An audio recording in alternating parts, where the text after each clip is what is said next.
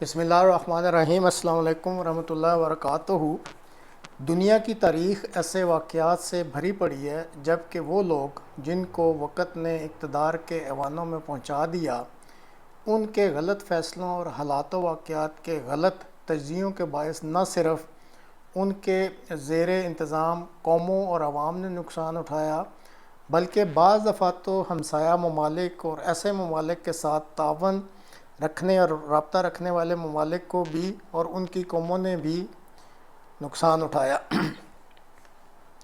پاکستان آبادی، رقبہ، جغرافیائی لوکیشن اور وسائل کے اعتبار سے دنیا کا ایک اہم ملک ہے،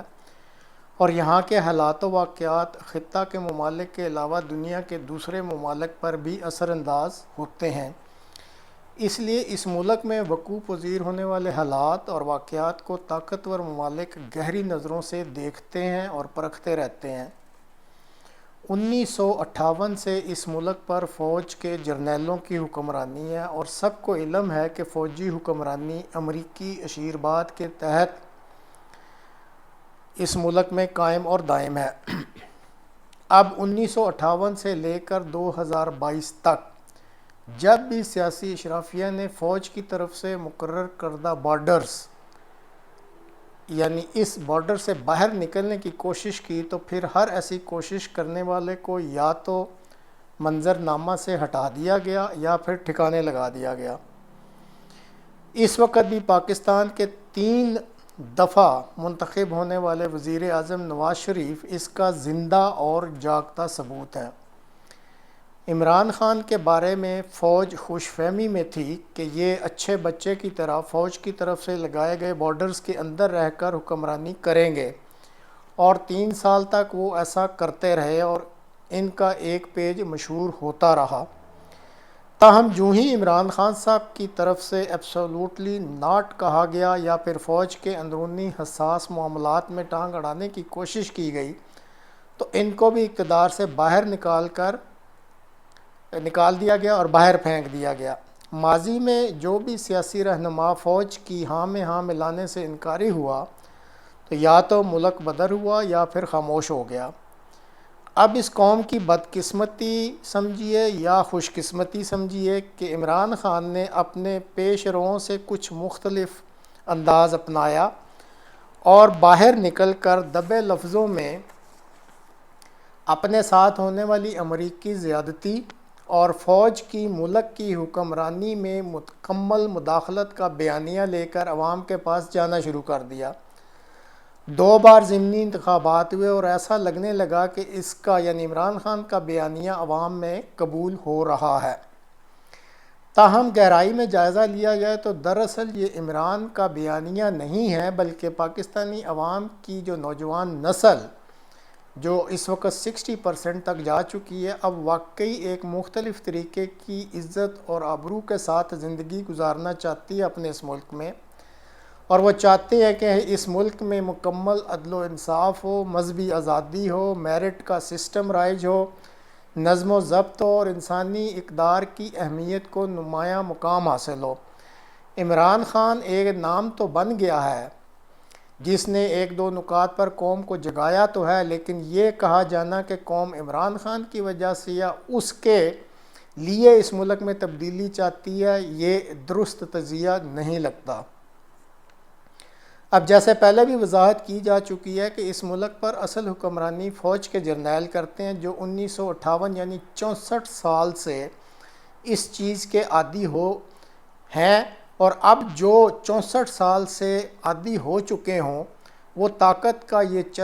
سرچشمہ جو ہے بھلا کسی دوسرے کو کیسے لینے دیں گے۔ چند روز قبل کور کمانڈروں کی کانفرنس میں عمران خان کی ٹیم کے ساتھ 8 نکات پر مشتمل ایجنڈا کے تحت مذاکرات کا فیصلہ کیا گیا۔ گو یہ حتمی فیصلہ نہیں تھا، لیکن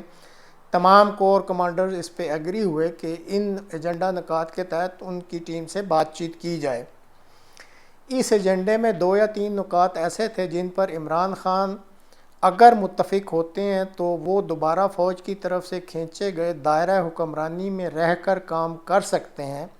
ان نکات میں سندھ میں پیپلز پارٹی کی حکومت،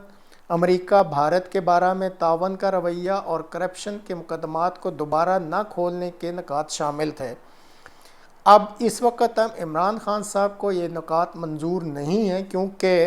وہ اپنے 6-7 ماہ کی کاوشوں میں یا جلسے جلوسوں میں یہ کہہ چکے ہیں کہ یہی تو وہ نکات ہیں جن سے وہ آزادی چاہتے ہیں۔